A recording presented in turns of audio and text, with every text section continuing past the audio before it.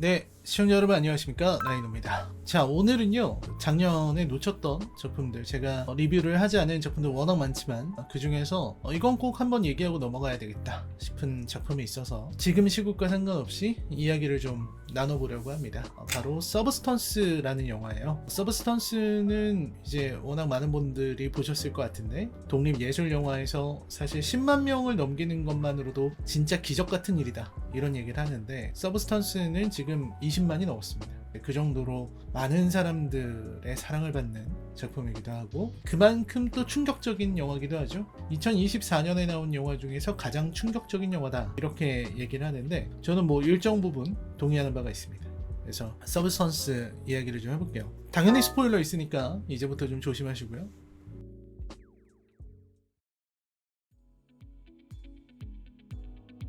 서브스턴스는 어떤 이야기냐면, 외모에 대한 공포, 그리고 늙음에 대한 공포, 이런 것들, 그리고 조금 더 깊게 들어가자면 또 다른 나에 대한 것, 그리고 세대에 대한 것들, 이런 것들이 좀 많이 연결되어 있는 작품입니다. 그래서 스토리를 좀 말씀드리면, 주인공은 이제 엘리자베스 스파클이라고 과거 헐리우드의 슈퍼스타였던 것으로 나와요. 그래서 헐리우드 명예의 거리, 거기에 이제 자신을 남겨놓은 그 별 모양으로 되어 있는 발판 같은 거 있죠, 보드블럭, 그걸 만들어 놓은 사람이기도 합니다. 그래서 당대의 스타였다, 이렇게 보시면 될 것 같고, 배우는 데미 무어가 연기를 했어요. 참고로 데미 무어는 이 작품으로 골든글로브에서 여우주연상을 받았습니다. 그리고 놀랍게도 데미 무어가 연기상을 받은 것은 이번이 처음이라고 해요. 제가 생각해도 데미 무어가 상을 지금까지 하나도 안 받았다고 하는 생각이 드는데, 그렇다고 합니다. 데미 무어라면은 상을 받을 법도 하거든요. 사랑과 영혼도 있지만 G.I. 제인 같은 거는 정말 촬영하기 어려웠을 거기 때문에 그런 데서 하나 챙겨주지 않았을까 하고 생각해봤는데, 이번이 처음이라고 합니다. 아무튼 서브스턴스는 데미 무어 최고 작품이라고 할 수 있는 그런 작품인 것 같아요. 그리고 묘하게도 현실의 데미 무어하고 좀 닮아있는 부분을 우리가 찾을 수도 있죠.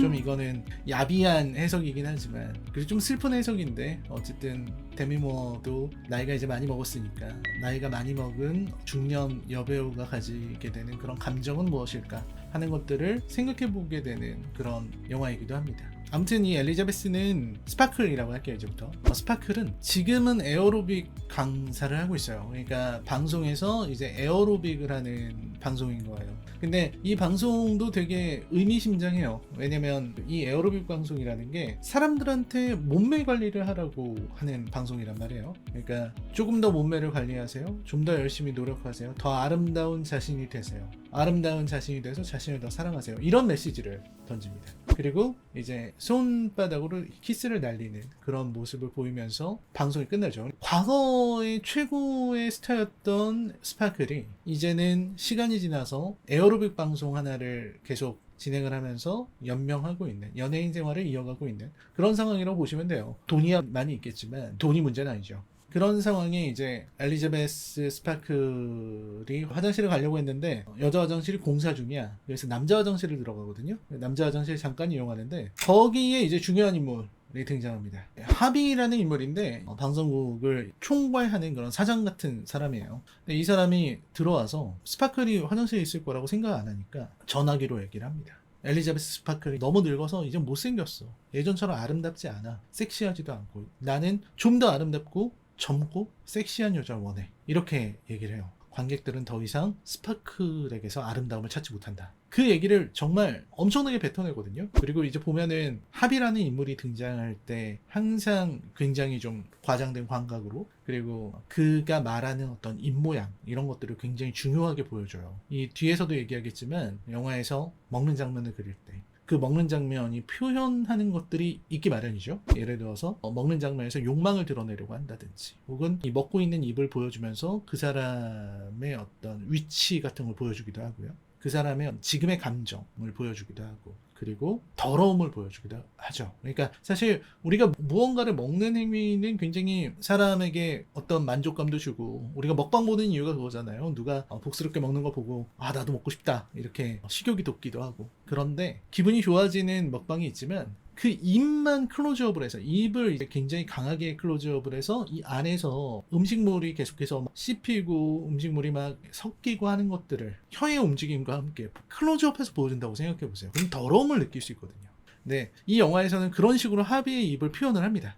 더러운 것으로. 그리고 그 말을 듣게 되는 장소도 되게 중요해요. 화장실이잖아요. 화장실이라는 게 우리가 내 안에 있는 것을 배설하는 장소잖아요. 그 배설하는 것은 내 몸 안에서 나오는 아주 더러운 것, 그리고 나의 것이거든요. 그게 하비는 그 화장실에서 정말 내가 하고 싶었던 거, 배설해야 되는 것들을 배설하고 있는 거예요. 그러니까 입으로 똥을 싸고 있다.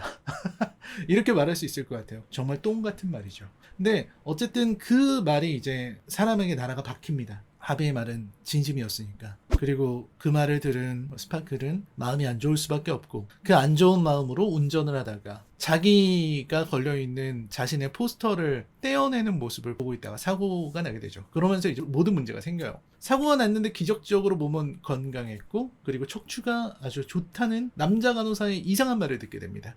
근데 그 남자 간호사가 이상한 말을 하고 나서 스파클에게 뭔가를 전달하는데, 거기에 내 인생은 이걸로 인해서 바뀌었다라는 메시지를 전달을 하죠. 스파클이 집에 가서 틀어보니까 그거는 광고였어요. 서브스턴스라고 하는 약물 광고라고 보시면 됩니다. 근데 그 약물은 어떤 약물이냐? 내가 젊어지는 거예요. 근데 정확하게는 내가 젊어진다기보다는 내 척추를 통해서 새로운 젊은 내가 탄생하는 거예요.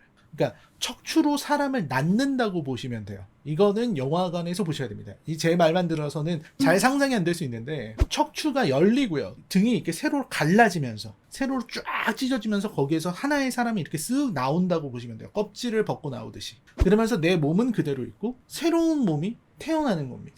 그 새로운 몸이 태어나는데, 그 새로운 몸은 어떤 몸이냐? 내가 과거에 가장 젊고 아름다웠던 그 시절의 나, 그 시절의 내가 태어나는 거예요.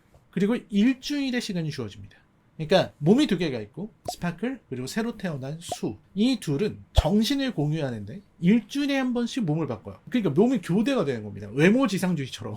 여기서 외모지상주의 얘기할 줄 몰랐는데 몸이 바뀌는 거예요. 몸을 교대하는 거예요. 그러니까 한쪽 몸이 움직이고 있을 때 한쪽 몸이 자고 있는 거죠. 그래서 일주일 간격으로 바꿔야 되는데, 문제는 뭐냐면 수는 생활을 할 때 일주일에 한 번씩 자기 몸에 척수액을 주입을 해야 됩니다. 그러니까 원래 스파클의 몸에서 빼낸 그 척수액을 7번 주입을 해야 되는 거죠. 그래야 7일 동안 별 문제 없이 살 수 있고, 그 다음에 7일째 되던 날에는 바꿔줘야 돼요. 그래서 이제 스파클의 몸으로 다시 깨어나서 7일 동안 척수액을 쌓는 거죠. 그리고 그거를 다시 또 뽑아서 몸을 교대를 하고, 몸을 교대하면은 수는 그 7개의 척수액으로 살아가는, 이런 거죠. 영화에서는 그렇게 표현이 됩니다. 이 일주일 동안 둘이 이렇게 잘 교대만 하면 별 문제 없이 둘이 잘 살 수 있어요. 그리고 항상 강조하는 게 너희 둘은 하나다 라는 거예요. 잊지 마라, 하나다. 그래서 여기까지 들으면 굉장히 흥미롭잖아요. 마거렛 퀄리라고 젊은 여배우가 등장합니다. 근데 그 젊은 여배우가 이제 영화상에서는 그야말로 완벽한 몸매를 갖고 있는 여성으로 나와요. 그러니까 야, 저렇게까지 아름다운 몸이 있을 수 있을까? 저렇게까지 얼굴도 예쁘고 완벽한 몸매를 가진, 그 생각을 해보게 되는데, 실제로 마거릿 퀄리의 몸은 아니고요. 하반신, 엉덩이 이런 부분은 대역이라고 하고, 상반신은 뭐 분장이나 뭐 이런 걸 했던 것 같더라고요. 왜냐면 실제로 마거릿 퀄리를 보게 되면은 좀 마른 체형입니다. 그래서 영화이기 때문에 완벽한 여성을 표현하기 위해서 그렇게 한 거죠. 사실 이 부분도 좀 재밌는 부분이에요. 그러니까 영화에서는 그렇게 완벽한 마거릿 퀄리의 몸을 보여주지만 실제의 마거릿 퀄리는 그렇지 않다는, 이런 것도 좀 되게 가짜와 거짓이라는 부분에서는 좀 닿아 있는 면이 있는데, 어쨌든 되게 재미난 상상이죠. 엘리자베스 스파클은 50이 넘었고 늙었고 더 이상 여성으로서 아름답지 않아요. 근데 그러기에는 데미 무어는 되게 아름답긴 해요. 그 나이라는 걸 생각하면 여전히 저 정도면 진짜 데미 무어 대단한데? 하는 생각이 들 정도인데, 20대의 여성이 갖고 있는 젊음을 따라갈 수는 없죠. 그래서 20대 여성인 마거릿 퀄리가 보여주는 그 완벽한 몸매, 이런 것들이 이제 대비가 됩니다. 자신이 너무 늙었고 이젠 더 이상 아름답지 않다는 평가를 받았기 때문에 젊은 자신을 만들어냈어요. 젊은 자신을 만들어서 그 젊은 자신이 다시 한번 그 에어로빅 강사 시험을 봐요. 에어로빅 TV쇼 진행자. 그리고 난리가 나죠. 하비가 와서 정말 최고다, 너는 이렇게 아름다운 여자는 본 적이 없다, 너는 우리 회사의 미래를 책임질 정말 대단한 인재야, 이렇게 얘기를 하게 되는 거예요. 그러니까 왕년에 나는 말이지 하시는 분들이 정말로 왕년으로 돌아가면 어떻게 될까? 왕년에 내가 강림한다면 정말 이 세상을 한번 어떻게 해볼 수 있지 않을까 하는 생각을 갖게 되는데, 엘리자베스 스파클은 젊었을 때 한번 이미 세상을 뒤흔들었던 여자 아닙니까?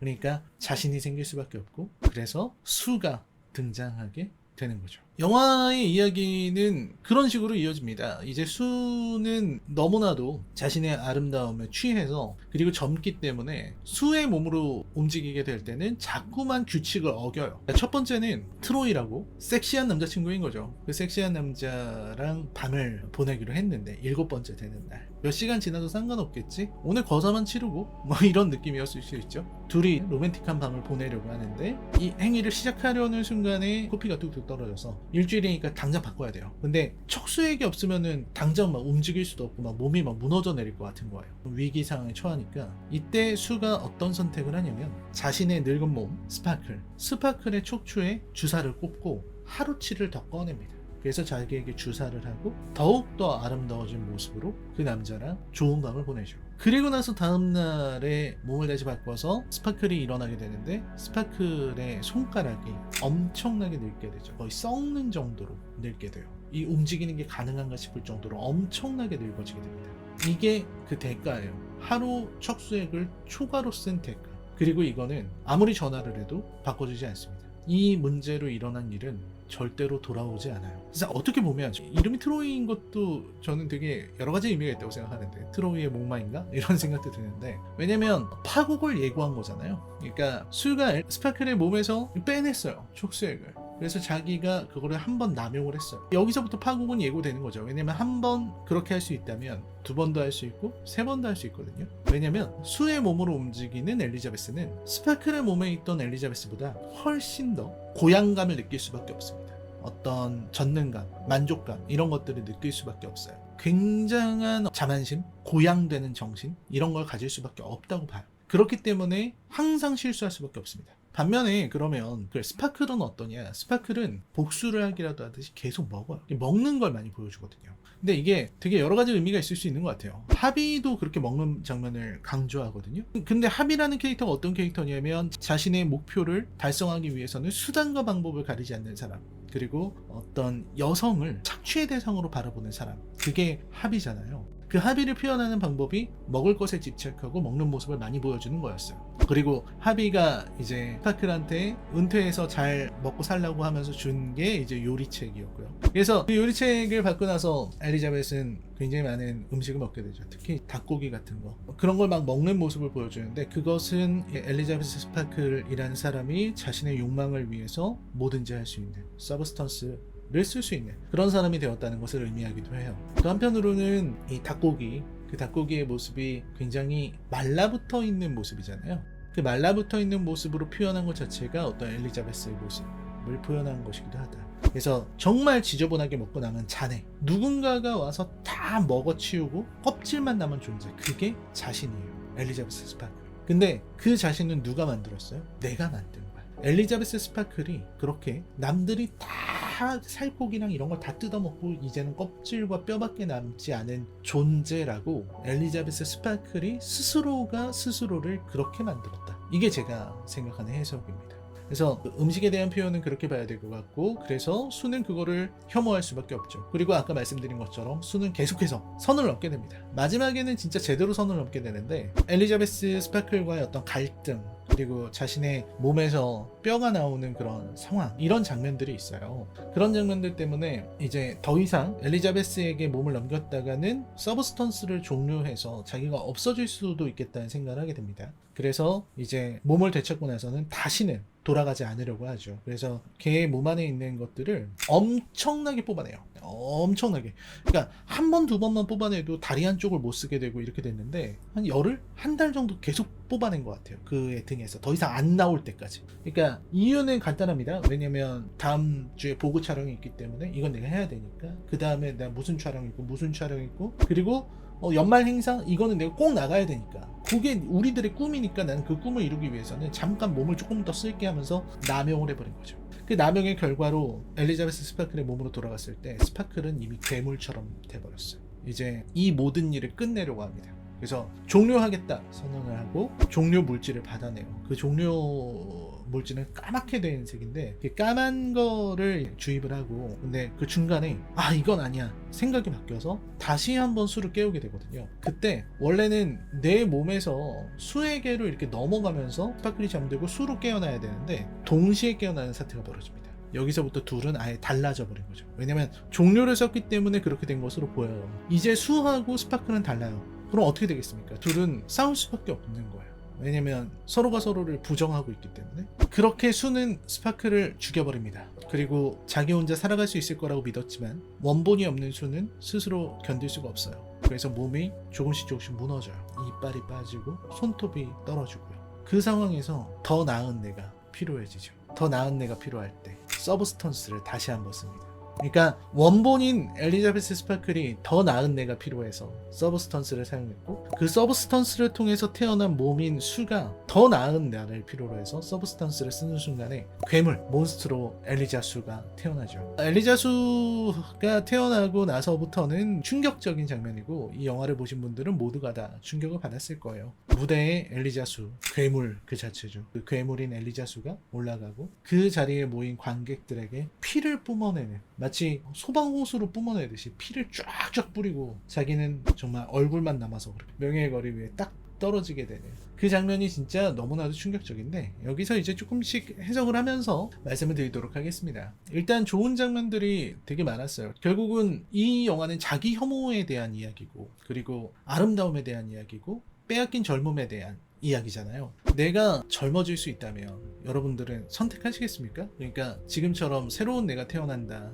라는 이 서브스턴스를 여러분들이 받게 된다면 서브스턴스를 하시겠냐고요. 이 부분에 대해서 저는 많은 생각을 해봐야 된다고 생각해요. 그러니까 이거는 기규객의 성형수에서도 나왔지만 전형적인 원숭이 소원 이야기예요. 내가 어떤 소원을 빌었을 때 그 소원이 내가 원하지 않는 방향으로 이루어진다, 내가 생각하지 못했던 그런 나쁜 결과를 가지고 온다, 이런 게 이제 원숭이 소원 이야기의 연장이라고 보면 될 것 같은데, 이 젊어지는 것을 선택한다는 게, 우리는 다시 젊어질 수 없죠, 아직까지는. 그죠? 나중에는 세포를 젊게 하는 약이 나올 수 있겠죠, 과학적으로. 이런 서브스턴스 같은 어떤 물질적인 한계점이나 혹은 척추로 애를 낳거나 그러지 않더라도 젊어지는 약이 나올 수 있을 거라고 저는 믿습니다. 여러분은 먹으시겠습니까? 젊어지기 위해서 하실 건가요? 저는 뭐 리스크가 없다면은 할 것 같긴 합니다.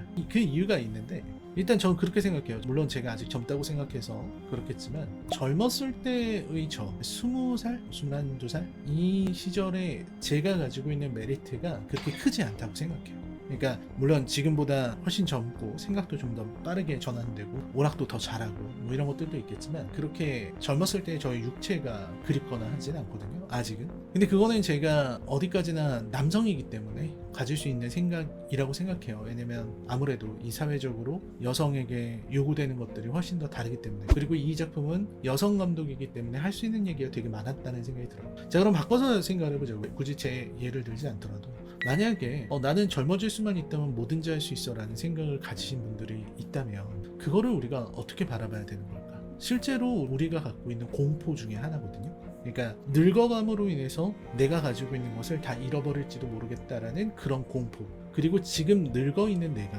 과거의 나보다 못한 존재이지 않을까라고 하는 공포, 이런 공포는 누구에게나 있는 거예요. 그러니까 그것은 굳이 외모만이 아니라 다른 것도 마찬가지입니다. 그러니까 저 같은 경우도 그런 공포가 있을 수 있죠. 저는 여기서 조금 더 나이를 먹으면 내가 더 이상 똑똑하지 않으면 어떡하지? 이런 생각을 해요. 내 두뇌의 움직임이 너무 느려지면 어떡하지? 이런 생각, 여러 가지 생각을 하게 되는 것 같아요. 그리고 지금도 그런 생각을 갖고 있을 수 있죠. 내가 한창 20대 때보다 지금의 나는 과거의 나보다 못하지 않을까? 지적인 측면에서 그런 생각을 할 수 있는 것 같아요. 물론 이제 과거에 비해서 지금 저는 훨씬 더 진보된 존재입니다. 훨씬 더 생각도 깊어졌고 할 수 있는 말도 많아졌고 아는 것도 많아졌고 많이 발전했죠. 비교할 수 없을 정도로. 미숙한 과거의 저하고는 지금 대화가 아예 성립이 불가능할 정도로 저는 많이 성장했는데, 하지만 그게 아니라 기능적인 면을 말하는 거예요. 하드웨어적인 면이요. 그러니까 과거에 내가 헥사코어 정도였는데 지금은 좀 쿼드코어 정도로 줄어든 거 아닐까? 라는 생각을 할 수도 있다는 거죠. 그래서 그런 것도 이제 공포인 거거든요. 그러니까 사람들은 어떤 욕망이 모든 것을 우선하고 가장 강할 거라고 생각하지만 욕망보다도 더 강한 게 공포라고 저는 생각합니다. 그러니까 내가 늙어감으로써 모든 걸 잃을지도 모른다는 공포, 그런 게 있는 거예요. 근데 이게 엘리자베스 스파클은 여성이고 그것도 방송인이잖아요. 그리고 바로 얼마 전에 그 방송국을 경영하고 있는 경영자로부터 너는 이제 끝났어 라는 평가를 받았잖아요. 그 상황에서 느끼게 되는 두려움, 내 모든 것이 망가진 것 같다는 두려움, 그 두려움을 견뎌낼 수가 없는 거야. 그래서 서브스턴스를 하는 겁니다. 젊음을 유지하려고 하는 사람들, 더 아름다워지려고 하는 사람들, 더 아름다워지기 위해서 뭔가를 하려는 사람들, 기기계계 성형수에서 성형수도 마찬가지고 우리 현실에서 벌어지고 있는 과도한 수술을 하시는 분들이 있잖아요. 그럼 그분들의 마음속에 저변에는 뭐가 깔려있느냐? 공포가 깔려있다는 거예요. 공포 때문에 그런 일을 할 수밖에 없게 된다는 거죠. 왜냐면 생각해보면 서브스턴스도 척추로 아이를 낳는다? 내 인생이 어떻게 될지 모르고 누구도 책임지지 않는다? 그런 얘기를 들으면서 할 수 있다는 것은 쉽지 않은 일입니다. 근데 마찬가지로 성형수술 같은 걸 예를 들면 때로는 목숨을 잃을 수도 있는 수술도 있잖아요. 실제로도 성형수술의 어떤 실패나 위험성 때문에 목숨을 잃는 분도 계시고요. 그런 것들을 생각해보면 굉장한 위험 부담, 리스크가 있는 건데 그럼에도 불구하고 그걸 저지르게 만드는 것은 뭐냐? 공포심이라는 거예요. 공포 때문에. 그리고 서브스턴스로 인해서 망가지는 데미모어의 모습, 이런 것들은 실패가 현실화됐을 때 나타나는 공포, 이런 것들이라고 생각을 합니다. 그래서 공포가 모든 것을 만들어내는 것인데 위험을 감수하게 만들고 사람을 용감하게 만들고 또 이해할 수 없는 행동을 하게 만들죠. 저도 주변에 그런 분들이 있어요. 왜 굳이 그러는가? 왜 굳이 그런 결정을 내리는가 하는 분들이 있거든요. 대부분은 공포심 때문입니다. 근데 이 공포, 외모에 대한 공포, 젊음에 대한 공포, 여성에게 요구되는 공포, 방송인에게 요구되는 이런 어떤 기준들, 그로 인한 공포심, 젊고 아름답고 남자라면 젊고 잘생기고 이랬던 과거의 내가 점점 나이를 먹을수록 사람들로부터 가치가 없어지고 나를 찾지 않게 되는 것은 아닐까? 라는 공포, 이런 공포를 누가 심어주냐는 거예요. 그 공포를 심어주는 사람이 바로 합이고 우리들이라는 겁니다. 그래서 영화의 마지막에 보면 몬스트로 엘리자수가 피를 뿌리잖아요. 그 피를 맞는 사람들을 가만히 보세요. 피를 맞는 사람들은 합의를 중심으로 한 매스미디어의 창작자들, 매스미디어의 소유자들입니다. 끊임없이 엘리자베스 스파클에게 너는 더 아름다워야 돼. 젊지 못한 너는 필요 없어. 아름답지 못한 너는 의미가 없어. 라고 말했던 자들. 그리고 다른 사람들은 어떤 사람들이에요? 제작진이나 이런 사람들이에요. 혹은 우리 같은 소비자라고 할까요? 소비자들, 이런 사람들입니다.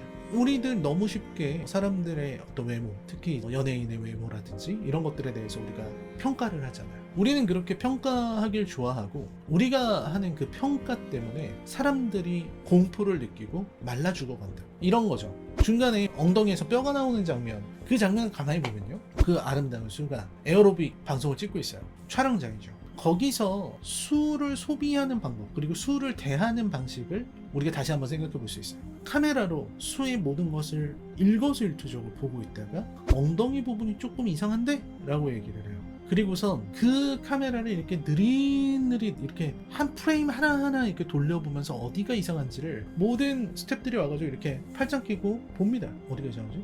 저기 좀 이상한가? 하면서 보는 거예요. 근데 그 카메라가 어떤 걸 담고 있나요? 수의 아름답고 섹시한 몸을 탐닉하듯이 담고 있죠. 그 탐닉하듯이 담고 있는 그 화면을 한 프레임 한 프레임 뚫어져라 바라보는 그 제작진들의 그 무시무시한 시선, 그죠? 한 인간의 몸을 훑는 거야. 현미경을 갖고 들여다보면서 그 카메라를 멈추고 프레임 단위로 보면서 그 몸을 훑으면서 어떤 하나의 오점이 있는지 없는지, 흠집이 있는지 없는지를 보는 사람들이에요. 그런 식으로 어떤 아름다움이 강요돼요. 그렇기 때문에 그러한 어떤 매스미디어, 그리고 어떤 소비자들, 제작자들, 창작자들, 그들이 강요하는 아름다움, 그걸로 인해서 만들어진 존재가 몬스트로 엘리자 수다. 그래서 너네는 피를 맞아야 된다. 라는 게 이제 서브스턴스의 결말의 주된 내용이다. 이런 말씀을 드리고 싶고, 아름다움에 대해서도 사실 할 얘기는 되게 많아요. 그러니까 제가 이런 얘기를 하면은 진짜 저놈은 PC야 이렇게 얘기할 수도 있는데 저 그렇게 요즘 PC 좋아하는 사람은 아닌데요. 근데 우리가 아름다움에 대해서 한번 해보자고요. 그러니까 저는 항상 이런 얘기를 합니다. 아름다움이라고 하는 거는 매스미디어에 의해서 정해진 기준이 있는 것이다. 그 기준을 우리에게 강요하고 그리고 그 기준을 계속해서 소미시키려고 하기 때문에 우리가 이런 것으로부터 좀 벗어날 필요가 있겠다. 이런 말씀을 드리면 이제 바로 반박이 들어옵니다. 5살, 6살 어린애들도 예쁜 건 안다. 잘생긴 건 안다. 이런 얘기를 하는 거예요. 그래서 그런 얘기를 들으면서 야, 예쁘고 잘생긴 거 있는 거야. 매스미디어가 만든 게 아니라 원래 있는 건데 그거를 뭐 자꾸 너는 미디어 탓을 하면서 누가 만들었다 그러면서 왜 아름다우면 아름답지 않다고 말하지 못하게 하고 이렇게 말씀하시는 분들이 있는 것 같은데 그런 관점으로 볼 필요는 없는 것 같아요. 그러니까 저는 이제 이렇게 생각을 하는 거죠. 우리가 본능적으로 아름답다고 생각하고 인식하는 그런 미가 있다는 것을 저는 부정하지 않습니다. 그러니까 저도 잘생긴 사람들 보면 저는 우리나라에서 제일 잘생겼다고 하는 사람들을 거의 대부분 얼굴을 봤고요. 그리고 굉장히 아름다운 여자 연예인들도 당연히 많이 봤고요. 많이 봤지만 그분들 정말 잘생기고 정말 아름답죠. 그러나 제가 얘기하려는 건 우리가 아름답다고 느끼는 거는 결국은 어떤 대칭 그리고 이목구비의 어떤 크기나 정도, 오밀조밀한 느낌, 어떤 균형 이런 것들일 것 같아요. 그러니까 어떤 평균치 우리가 균형적이고 아름답다고 생각하는 얼굴 거기에서 이제 벗어나 있는 얼굴들이 우리가 생각하는 못생긴 얼굴이겠죠. 좀 슬프지만 그런 거를 저도 잘 압니다. 예쁜 사람, 잘생긴 사람들에게 눈길이 가는 것도 당연한 거고요. 근데 저는 그렇게 생각해요. 인간은 그렇게 타고날 때부터 가지고 있는 것들이 많아요.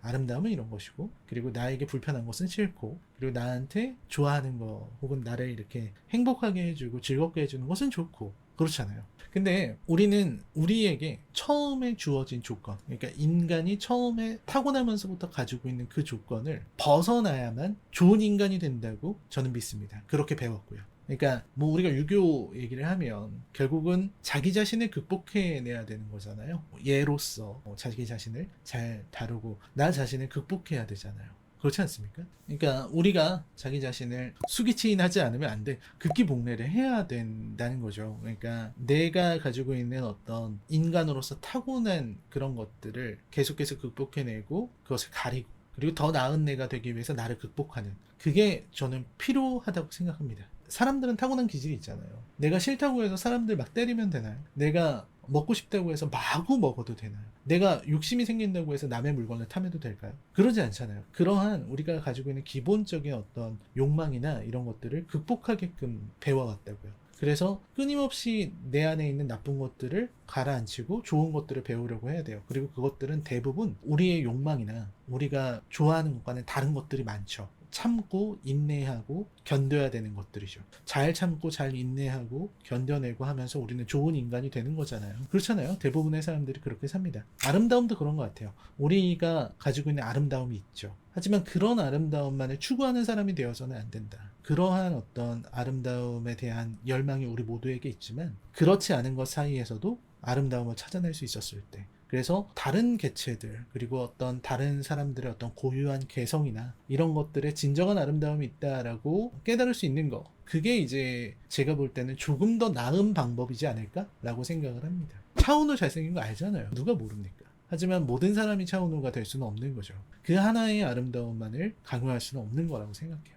혹은 다른 사람들 한 명 한 명에게도 좋은 면이 있고 아름다운 면이 있다. 이거를 서로 존중해 주면 얼마나 좋을까라는 생각을 가지고 있는 겁니다. 그래서 그런 면에서 이 강요된 어떤 아름다움에 대한 잣대 이런 것들이 서브스턴스에서 제일 중요한 요소라고 생각해요. 그러니까 그들을 왜 그렇게 만들었는가? 예를 들어서 수가 중간에 자꾸 선을 넘는다고 했잖아요. 선을 넘어서 자꾸 스파클에게서 이걸 다 빼낸다고요. 이 척수를 계속해서 빼내는 그 일을 하는데 왜 수가 척수를 계속 빼내죠? 그걸 잘 생각해 보면 수의 욕망 때문에 수가 혼자 재밌게 잘 살고 싶어서 혹은 수가 나쁜 애라 스파클이 어떻게 되든 말든 상관없으니까 다 그럴 수도 있겠지만 수가 그런 행동을 하는 가장 중요한 이유는 수도 살아남기 위해서예요. 내가 그 연말 행사를 가기 위해서는 지금 보그 인터뷰를 찍지 않으면 안 되니까 지금 이 화보를 찍지 않으면 안 되니까 내일 있는 스케줄을 하지 않으면 그들이 원하는 스케줄대로 내가 아름다운 모습을 보여주지 않으면 나는 이 경쟁에서 탈락할지도 몰라. 그 공포심이 끊임없이 수로 하여금 선을 넘게 만드는 거예요.